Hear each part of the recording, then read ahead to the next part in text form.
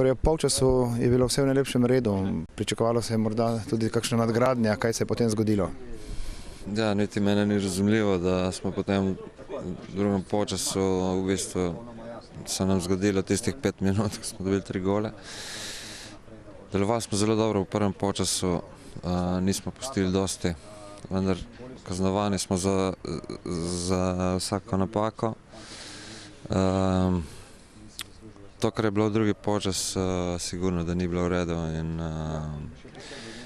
je res v bistvu bilo že malo na meji sramotnega, ker nekako treba odigrati zmeraj do konca, požrtvovalno in z disciplino v igri, kar danes ni bilo tako. Ko smo prišli v zaostanek z 2 zadetki, je vse potem padlo dol. To se ne sme dogajati profesionalcem. Kljub vsemu pa torej 3 minute, samo v 3 minutah se je vse skupaj zgodilo. Redko se zgodi tudi tako mladim ekipam kaj takega. Ja, to je stvar koncentracije in nekako smo preveč šli tudi naprej, ker takrat je ekipa nekako začutila, da se lahko nekaj naredi tudi več. In potem je bilo takoj več prostora za obrambo, ker smo padli totalno, in pač je bil ta poraz je sigurno hud in boleč. In samo boj za obstanek je pred vami, čeprav morda v začetku tudi kakšne ambicije povezane s sredino lestvice.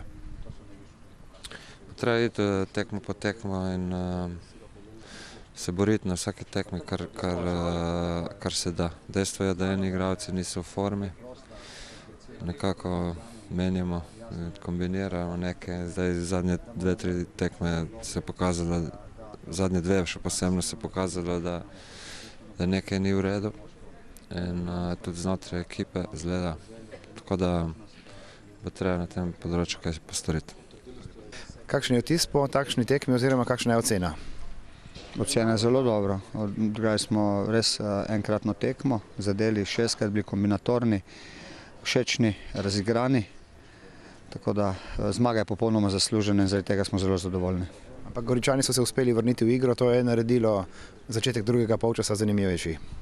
Tako je, mi smo od samega začetka dominirali, bili tako rekoč, kar se tiče posesti žoge, samo mi na igrišču, domačini so se popolnoma osredotočili na branjenje njihovega gola. Po našem zadetku enostavno nismo bili dovolj uporni, da bi dosegli še drugega, pa tretjega. Tako smo jih vrnili v igro tudi po nekih naših manjših napakah, vendar potem v drugem polčasu spet spravili se na svoje mesto.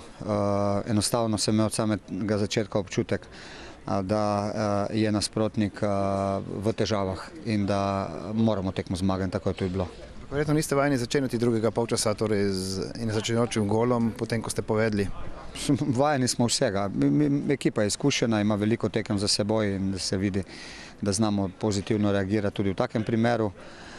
Enostavno se to v nogometu dogaja. Zadali smo si cilj, da zabijemo enkrat in potem ne ponovimo iste napake iz prvega polčasa, se ustavimo, ampak da zabijamo še in tako je bilo.